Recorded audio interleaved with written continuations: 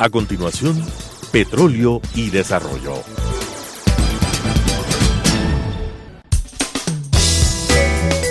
Clasificación B, bajo supervisión de un adulto.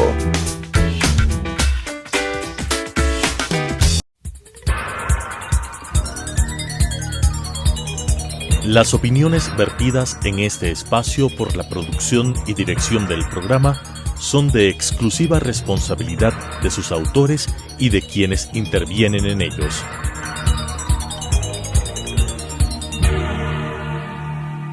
Telesucesos Canal 29 UHF presenta Petróleo y Desarrollo, conducido por Henry Llanes, especialista en temas hidrocarburíferos y en los ámbitos de la política, la legislación, la contratación y la política económica. Petróleo y Desarrollo. Saludos cordiales, amigas y amigos. Estamos en un programa de Petróleo y Desarrollo. Y para hablar de un tema muy importante sobre, no precisamente el petróleo o los contratos o la política petrolera, sino en este caso vamos a hablar sobre el mercado de valores en el Ecuador. Esto porque este tema es muy importante y además porque fue parte de la propuesta que formuló el gobierno del presidente Lasso. Y entonces, para hablar de este tema, lo hemos invitado al economista Fernando Mosquera Cortés. Él fue presidente de la Comisión de Inversiones del Instituto Ecuatoriano de Seguridad Social y también profesor del mercado de valores y banca en la Universidad Central y en la Escuela Politécnica Nacional. Él es actualmente docente y por largos años viene impartiendo esta cátedra en las dos instituciones de educación superior sobre lo que es el mercado de valores y la banca, ¿no? Así que, querido Fernando, bienvenido, y quiero preguntarte dos preguntas fundamentales, ¿no? ¿En qué consiste o qué comprende o qué es lo que tiene el Ecuador sobre el mercado de valores, ¿no? Que les he escuchado a algunos especialistas que dicen que no es una actividad desarrollada como lo es en otros países. Eso los he escuchado a algunos especialistas. Y lo segundo, ¿qué es lo que estaba proponiendo el presidente Lasso en este proyecto que lo archivó la Asamblea Nacional, que se denomina Proyecto de Ley Orgánica para la Atracción de Inversiones, Fortalecimiento del Mercado de Valores y Transformación Digital? Solo nos vamos a referir en este proyecto a lo que es mercado de valores. Así que, bienvenido, estimado Fernando, gusto que esté con nosotros. Televidentes, buenas noches. Henry, buenas noches, y también un agradecimiento para esta gentil invitación, lo mismo a los personeros de este canal. El sistema financiero nacional está compuesto de dos grandes segmentos: el mercado de dinero, es decir, el que está bajo el control de la Superintendencia de Bancos, que es la banca pública y la banca privada. Y también se quedó en esta superintendencia todas las entidades de seguridad social, tanto en la dirección de banca pública como también en la Intendencia de Seguridad Social. Ahí están todas estas entidades estatales de seguros estatales obligatorios. En el otro segmento... Perdón, ¿y aquí no también están las cooperativas de ahorro y crédito? No, justo eso voy a hablar. La otra parte de este primer segmento es la economía popular y solidaria, que está bajo el control de la Superintendencia de Economía Popular y Solidaria. Ahí están cooperativas de ahorro y crédito, mutualistas de ahorro y crédito, cajas centrales, cajas comunales, bancos comunales, etcétera. O sea, en el mercado de dinero hay dos superintendencias. La de bancos para los bancos públicos y privados y seguridad social, que no hace la seguridad social e intermediación financiera, los otros sí, y la banca solidaria, que está bajo la Superintendencia de Economía Popular y Solidaria. El otro gran... Capitales grandes, capitales pequeños, medianos, una cosa así. ¿Vendría a ser? Sí, o sea, la de bancos tiene bancos públicos, corporaciones públicas, banca pública y banca privada, así es, que son sociedades anónimas, así es, que son sociedades de lucro y negocios particulares. Pero adicionalmente en el mercado de intermediación financiera está la banca solidaria, claro, la banca que está bajo el control de la Superintendencia de Economía Popular y Solidaria, donde están cooperativas, mutualistas, cajas centrales y otras entidades, correcto, de la economía popular y solidaria. Este mercado de dinero, que es el 97% del mercado financiero nacional, tiene 2 superintendencias porque es lo más grande.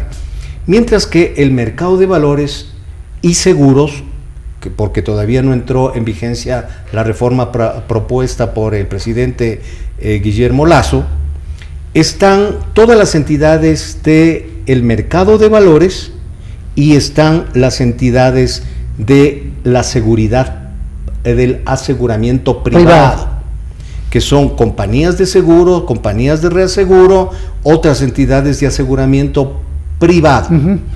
Bien, ahí hay una sola superintendencia, porque como no entró en reforma, todavía sigue siendo Superintendencia de Compañía, Valores y Seguros.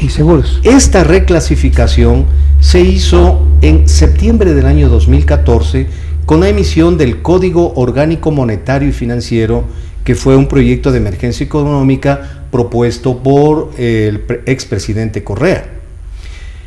Sobre tu pregunta en concreto sobre el mercado de valores, tenemos que retrotraernos hasta la década petrolera, como tu programa es de petróleo, de los años 70, cuando el gobierno militar de aquella época extrae de la Superintendencia de Bancos, que hacía también el control de las compañías, a las compañías, y las bolsas de valores de Quito y Guayaquil eran compañías anónimas en aquel momento, extrae de la Superintendencia de Bancos y ese gobierno militar crea la Superintendencia de Compañías y por lo tanto se hacía cargo del control de este tipo de empresas, que son entidades privadas de diferente índole, de acuerdo a la ley de compañías, en comandita, responsabilidad limitada, anónima, etcétera, etcétera, que eso está previsto en la ley de compañías. Bien, entonces aquí hay una sola superintendencia para el mercado de valores y para las compañías de seguros privados. Bien, en los años 70, con esta reformulación que hace el gobierno militar... Fue el de Rodríguez Lara, ¿no? El de Rodríguez Lara. Como no había Congreso, encarga a 4 o 5 abogados expertos en este tema para que hagan la ley de el mercado de valores, conjuntamente con la ley de compañías. Y es por eso que esa ley era muy complicada, no había coherencia, simplemente tomaron los trabajos de los diferentes profesionales y con decreto ejecutivo lo pusieron en vigencia. Ahí es cuando el gobierno militar le quita el apellido a la Corporación Financiera Nacional, que fue creado 10 años antes, más o menos en 1965, por el gobierno del doctor José María Velasco Ibarra y anteriormente Camilo Ponce Enríquez, y se crea la Corporación Financiera Nacional, Comisión Nacional de Valores. Fue todo ese momento en que se creaba y se le encargaba a la CFN que sea el impulsor del mercado de valores, porque la CFN era la que iba a poner el dinero del Estado en la conformación de muchas empresas de la línea blanca, de producción de llantas, de cemento, etcétera, para la sustitución de importaciones que provenían de las ideas de la CEPAL, de la Comisión Económica para América Latina, de la sustitución de importaciones. Así era. Eso dura prácticamente hasta 1993, en que el presidente arquitecto Sixto Durán Ballén emite la nueva ley del mercado de valores de aquel tiempo, y que se le acusó por los petroleros, por los trabajadores, que era para privatizar el negocio petrolero y que era para privatizar la seguridad social. Así era. ¿Sí? Y que se opuso y perdió incluso la consulta, y crea en mayo de 1993 la nueva ley del mercado de valores, la que estuvo en vigencia prácticamente 20 años, hasta el año 2014, que se hace una transformación muy grande, pero una transformación importante se hizo en 1997, en el gobierno del doctor Fabián Alarcón Rivera, Ya. en donde se incluye todo el capítulo de fideicomisos y titularizaciones, para que posteriormente, desde esta situación previa a la crisis financiera, recordarás que el exgerente del Banco del Progreso, Fernando Aspiazu Seminario, puso a la empresa eléctrica de Guayaquil en un fideicomiso encargado por el señor Yuco y manejado por el señor Yuco. Así fue. Porque en esa época todavía los bancos podían hacer fideicomisos, era una barbaridad de tipo técnico. Entonces, eso llega hasta el año 2014, estoy hablando de las grandes transformaciones de la ley del mercado de valores, que en mayo del 2014, el señor Rafael Correa Delgado emite la ley para el fortalecimiento del mercado de valores. Ajá. Y hace una transformación enorme, Ya. que apenas duró 5 meses, porque en el mismo año 2014, a septiembre del 2014, se emite el Código Orgánico Monetario y Financiero, que transformó toda la estructura del mercado de dinero que acabamos de decir y del mercado de valores. Entonces, eso prácticamente ha venido funcionando de esa manera, sin muchos cambios, hasta que el presidente Moreno, el expresidente Moreno, emite la ley de defensa de la dolarización y hace alguna importante reforma también al mercado societario y bursátil Ya. en su ley. Y llegamos a la propuesta del señor Lasso. Ajá. La propuesta del señor Lasso es una propuesta enorme al mercado de valores. Ya. Hay cosas muy importantes, pero también hay de las otras, como por ejemplo un artículo. Y lo importante, ¿cuál sería de destacar? Mira, hay una cosa muy importante, que para las entidades del mercado de dinero, es decir, bancos y cooperativas, para que una persona sea calificado con influencia dentro de la institución financiera, máximo era el 6%. Ya. Y en el proyecto le cambian al 25%. Es una situación muy delicada, Casi. que nos podría Exacto. llevar a una nueva crisis bancaria y financiera. Exacto. Eso contenía la ley del señor Lasso. Así es. Sí. De eso lo estaban acusando, de que se va nuevamente a una mayor concentración del dinero, a una mayor vinculación. Eso está en el artículo 143. Sí, y también estuvo ya está vigente una cosa así en la ley esta de desarrollo económico y sostenibilidad fiscal. Sí. ¿Ahí está ya? Sí, entonces mira. Aquí lo estaba ratificando con esta nueva ley. Claro, esto es una situación que debería el Congreso evaluarla para reformarla, esa que lastimosamente la de sostenibilidad fiscal fue aprobada con una serie de disposiciones que afectaron la autonomía de la seguridad social. Sí.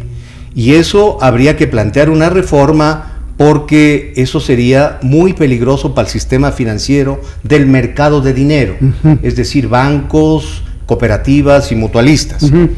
Pero hay otra serie. ¿Pero qué sería peligroso eso? Porque Para el seguro social. No para el seguro para social. No, Para el seguro social no. No hay problema ahí, Fer. no hay problema. No, es No. otra cosa lo Ya. del tema del seguro social. Ya. Es para que los bancos privados y las cooperativas, cuando conceden un crédito a una persona que tiene menos del 6% de patrimonio, en el caso de capital social, en el caso de los bancos, ya. y en el caso de las cooperativas, de los aportes, ¿no es cierto?, ahí es otra consideración, porque en el caso de las cooperativas nadie podía ser propietario de más del 5% Exacto. del patrimonio de una cooperativa. Ya. Pero en el caso de los bancos, pasar del 6 al 25 puede haber, ya no serían calificados como créditos vinculados. Es decir, que el banquero se autopreste. Se autopreste, sí. Sí, y luego nos puede pasar lo que nos pasó Ya. en el año 2000 y 2001. Exacto. Por eso te decía, Fernando, que en esta ley, que entró por el Ministerio de la Ley Orgánica del Desarrollo Económico y Sostenibilidad Fiscal tras la pandemia COVID-19, en esta que está vigente, que no la aprobó la Asamblea, sino que por todo ese barullo que se armó en la Asamblea el 29 de noviembre del año 2021, donde no hubo los votos para negarla, para archivarla, entró en vigencia. Entró en vigencia y la economista Vilma Salgado, que le he tenido aquí en este programa, ha dicho, mire, se aprobaron para que entonces los accionistas de los bancos se autopresten el dinero hasta el 24.99%. Solo falta uno. El asunto es lo siguiente, Henry. Sí. El asunto es el siguiente. Ya. Que no sería calificado con crédito vinculado un préstamo que a una persona con influencia que tenga hasta el 25% del capital le den un crédito.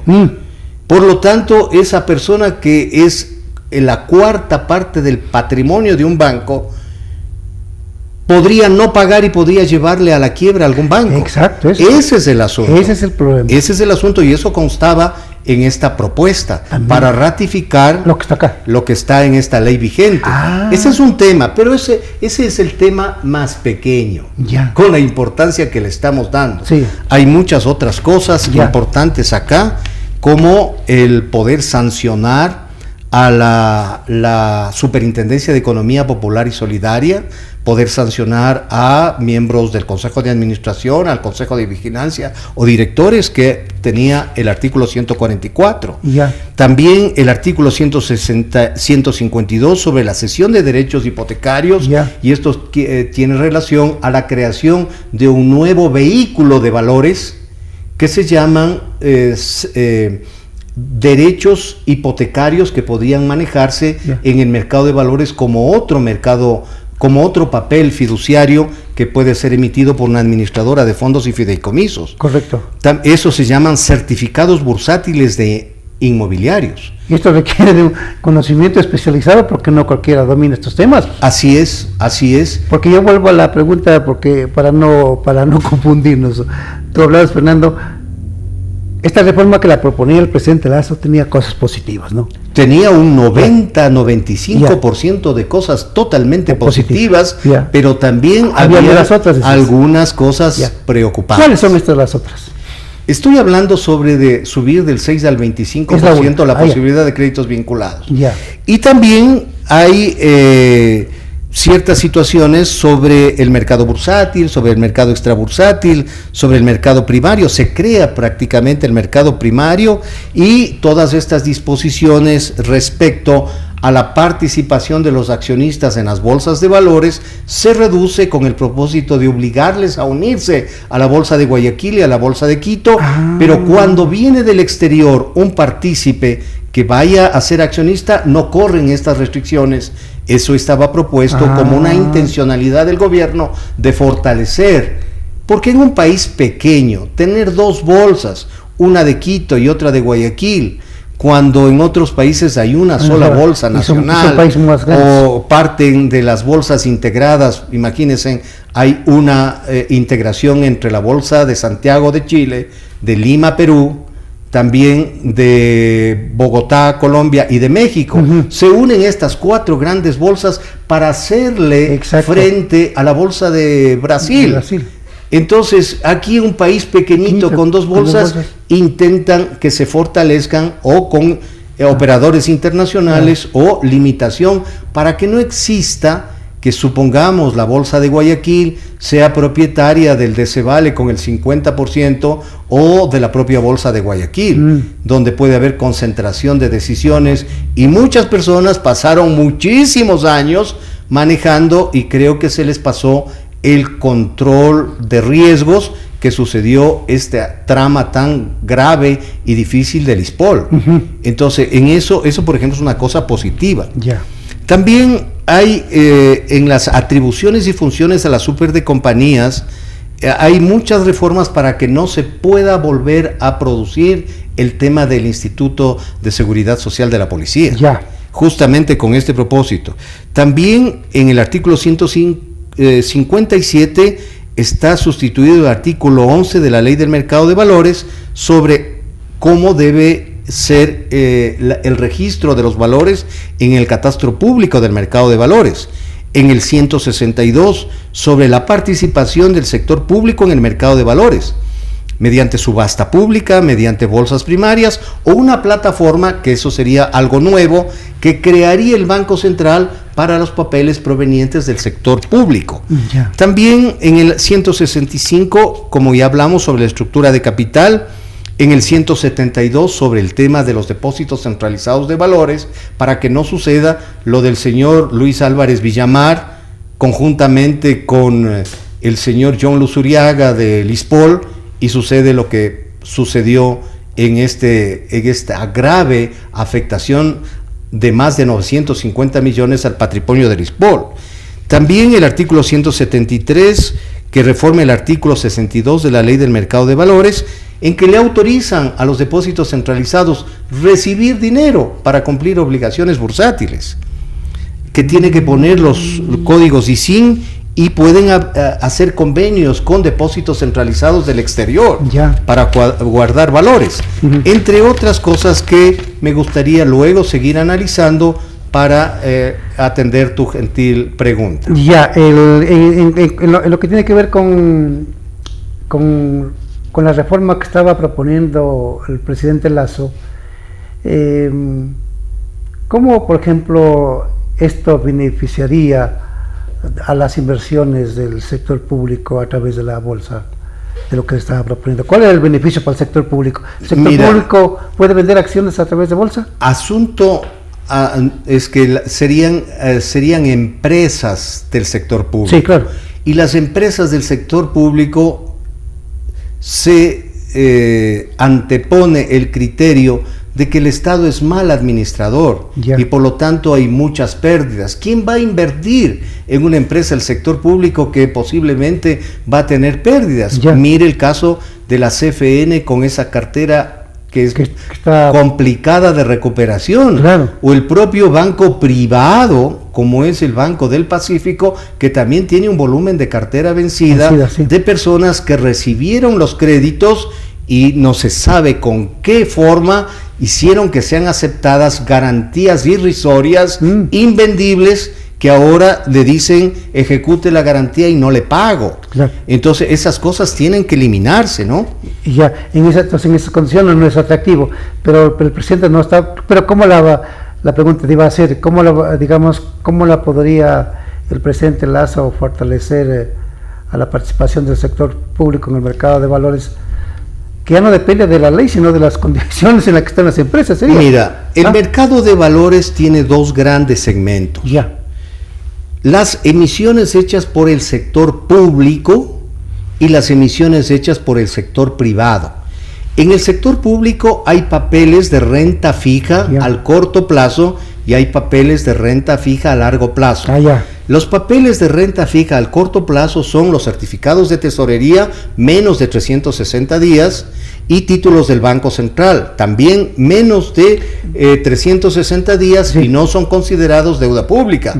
Y también hay de renta fija a largo plazo, que son los bonos emitidos en el país, pero también hay bonos emitidos en centros financieros internacionales llamados los bonos soberanos, pero no son emitidos aquí sino en el exterior. En el sector privado también hay papeles de renta fija y de renta variable.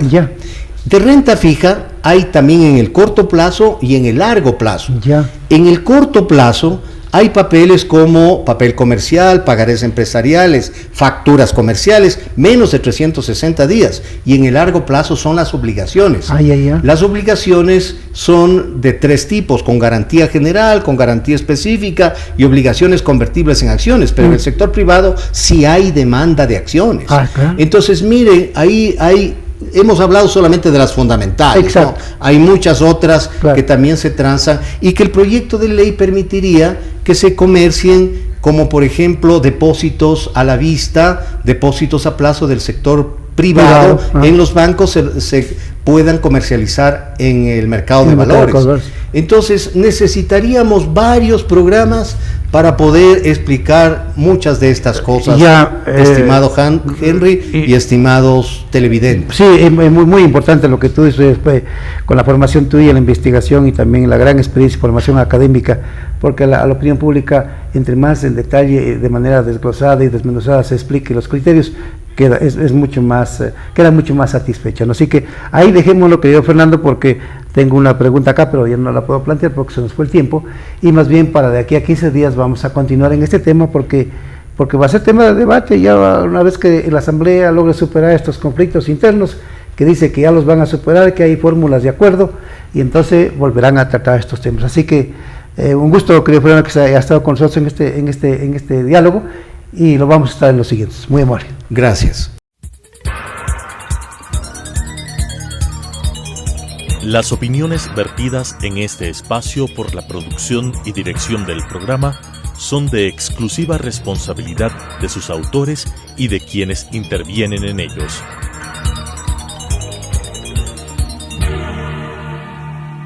Telesucesos Canal 29 UHF presentó Petróleo y Desarrollo, conducido por Henry Llanes, especialista en temas hidrocarburíferos y en los ámbitos de la política, la legislación, la contratación y la política económica. Petróleo y Desarrollo.